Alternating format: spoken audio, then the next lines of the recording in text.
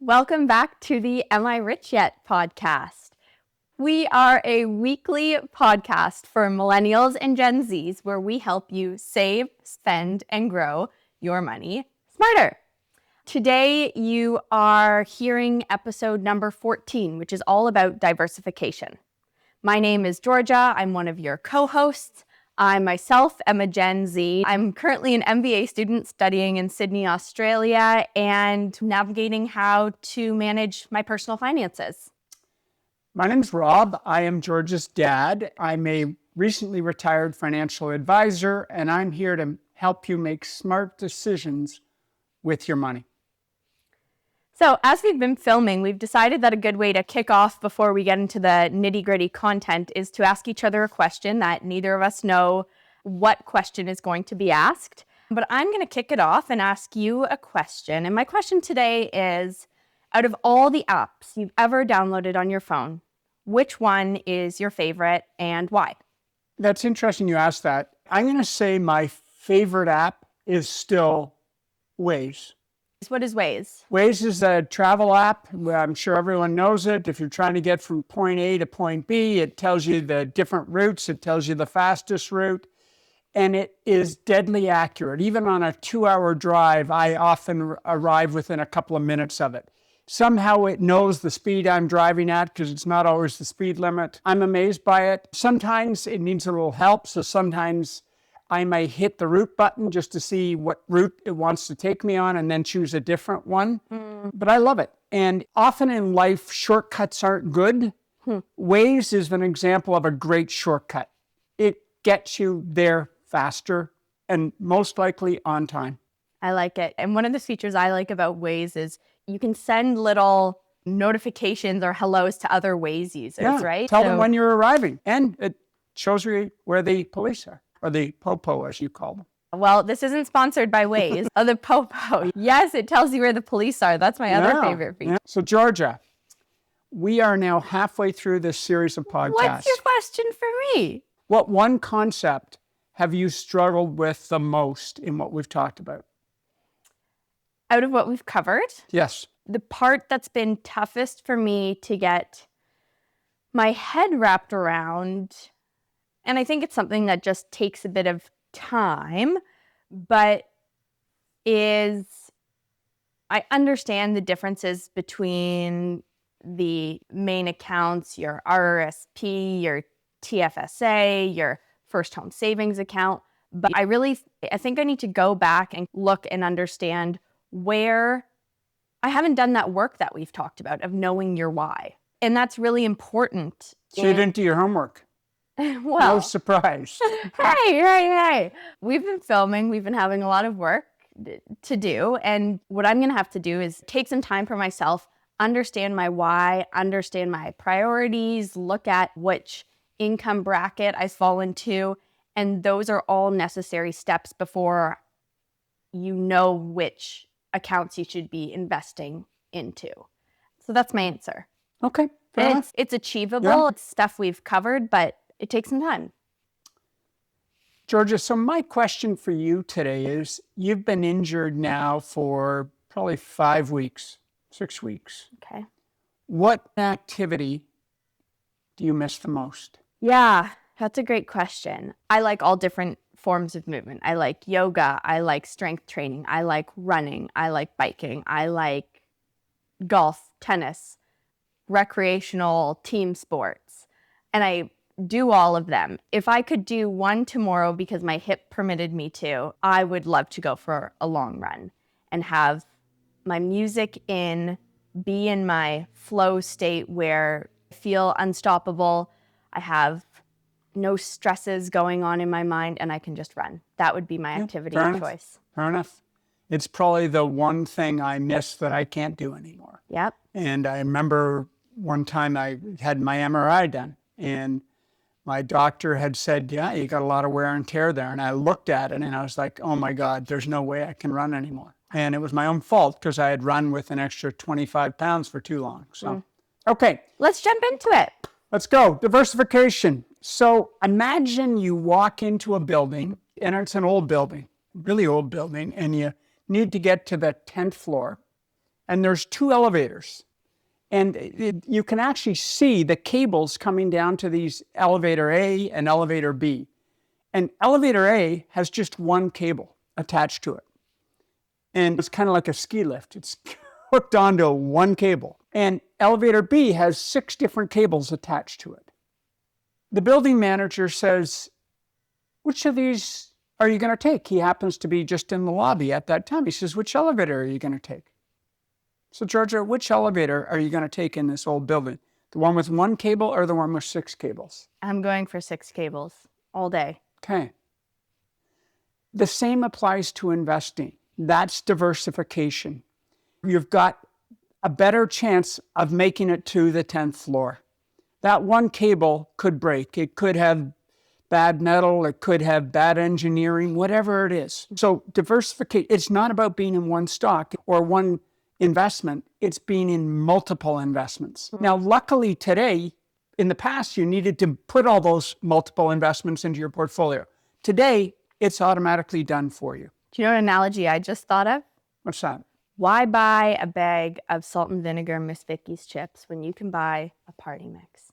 All of it in one bag. Well, there you go. All that cheddary goodness in one bag. You get some salt from the pretzels. You get some sun chip action. Why go for just the Miss Vickie's? At least someone's going to like pieces of it. I mean, you guys always leave the pretzels behind, but I go into the bag, the only thing is pretzels. Eric only eats the pretzels. Well, if you ever go. find a bag like that, give it to Eric. Okay, next up. In life, we're told to diversify most things. We all know we're supposed to eat a balanced diet. Exercise. If you don't want to get injured, the best thing you can do is mix up your exercises, diversify them. Don't do weightlifting 6 days in a row if that's your passion. Do it every other day or every third day. Diversification, we're so used to it in our life. Travel, friends, you don't want just one friend. You prefer to have multiple friends, multiple experiences. So investing, diversification is equally important. I'm going to share 2 quotes. This one was called A Random Walk Down Wall Street. Diversification is the only free lunch in investing. You get the benefit without really doing anything different. So you get the benefit of a free lunch. It's like going to a seminar and you get a free lunch. All you had to do was show up at the seminar and you get your free lunch. Sometimes you can get a free rental place if you just sit through a 4-hour presentation. You can get a free weekend at some resort or something. The last quote I thought I'd share, this is from John Bogle, who was the founder of Vanguard. And Vanguard is the biggest mutual fund ETF company. He sort of drove the passion to passive investing. And he said, don't look for the needle in the haystack, just buy the whole haystack.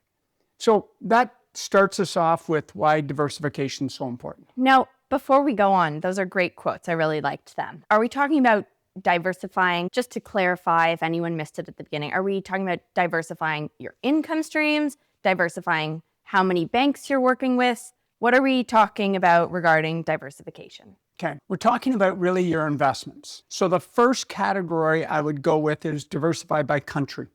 We live in Canada.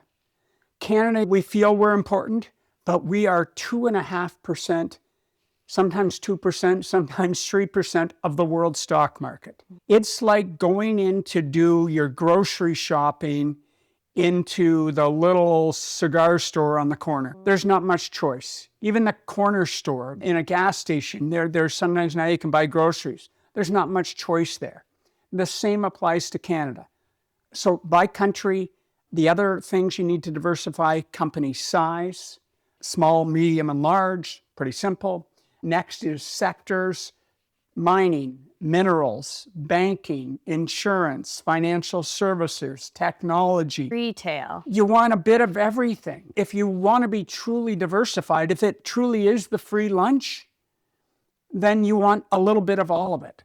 And the last one would be value companies versus growth companies. And we'll get into that a little later. Those are the main forms of diversification. We've already talked about diversification of stocks, bonds, cash, and real estate. We're now going to a different level. Awesome.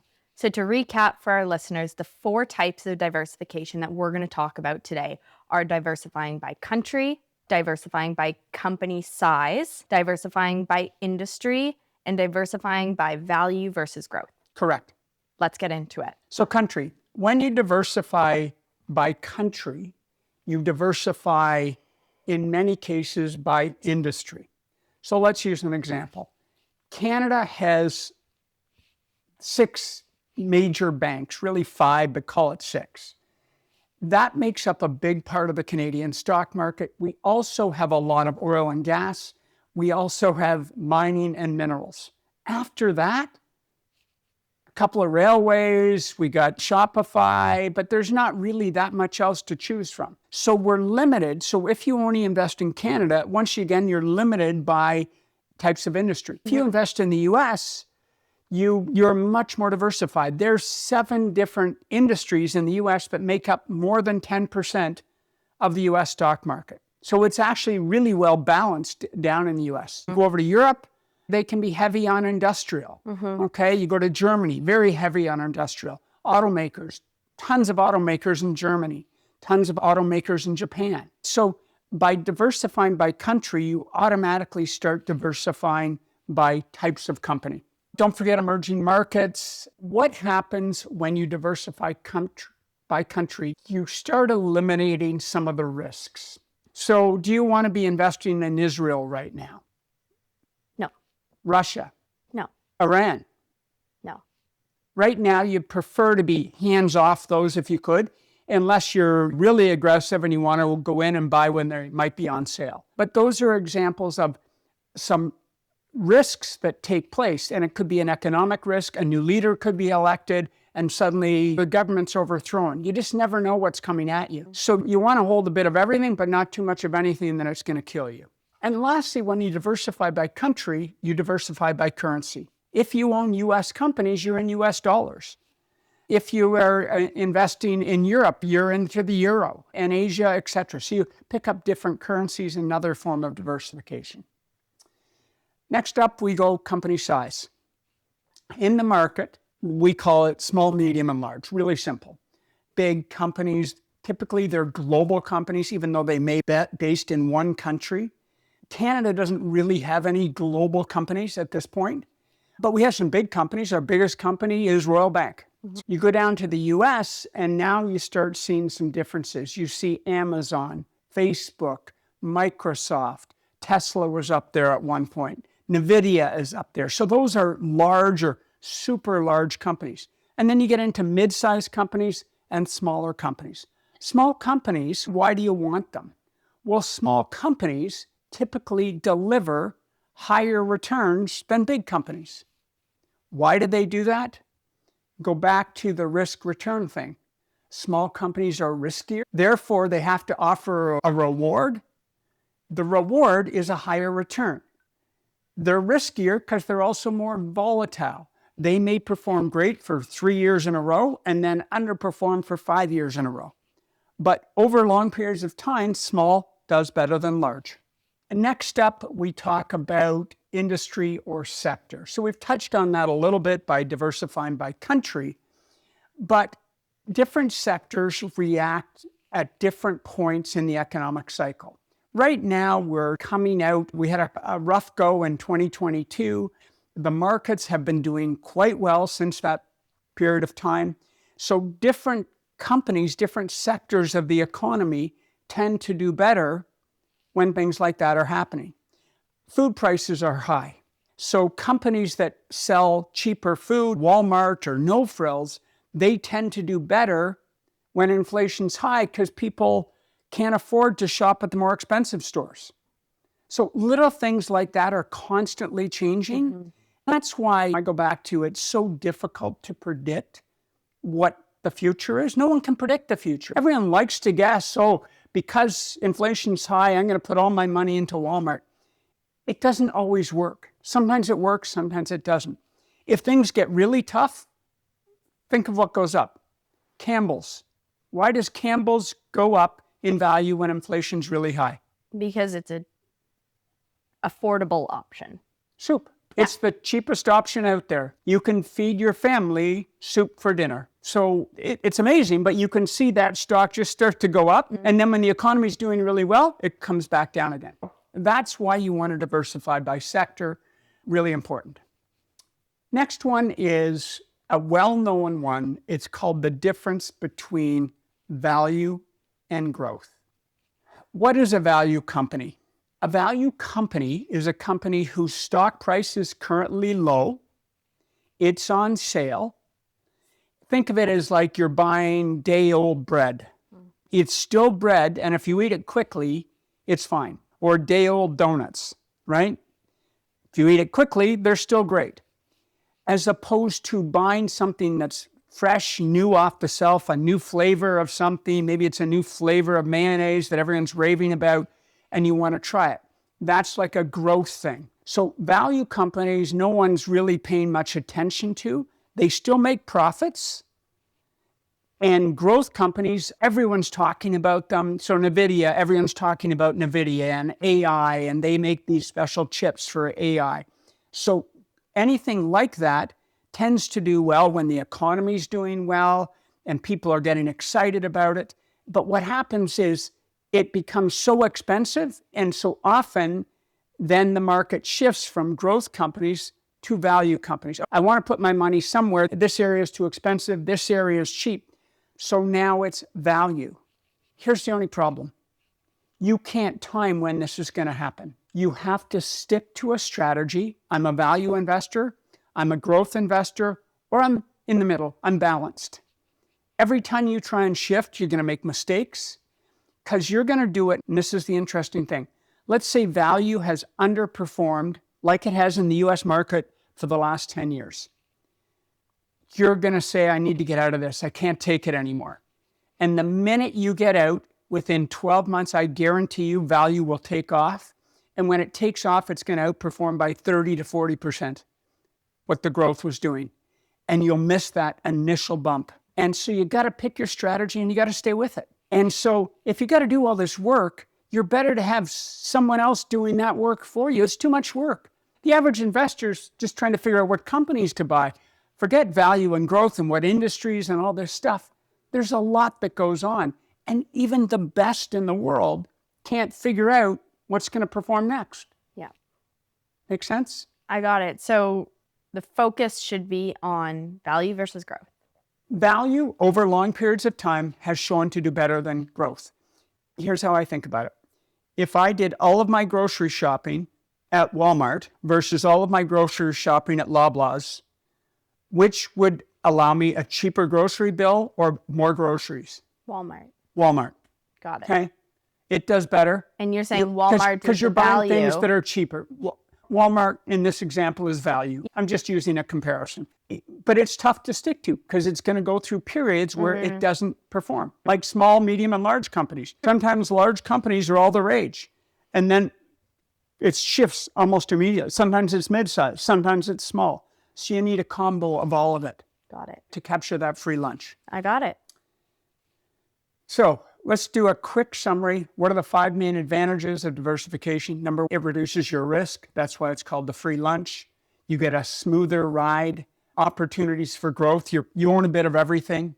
It's a hedge against the unknown.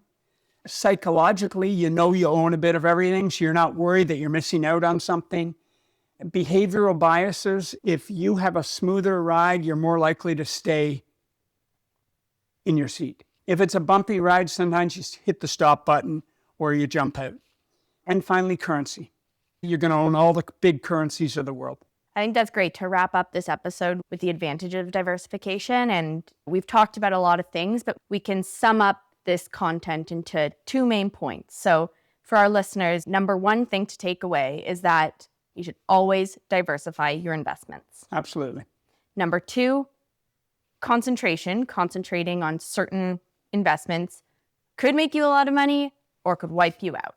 You put all of your money in cryptocurrency or one stock, it could wipe you out. And that's not worth it. You work too hard to save your money. What are we doing next week? So next week, we are going to be talking about the key rules to live by when investing. So thanks again for joining us today on our episode on diversification, and we look forward to seeing you next week. Thanks, everyone.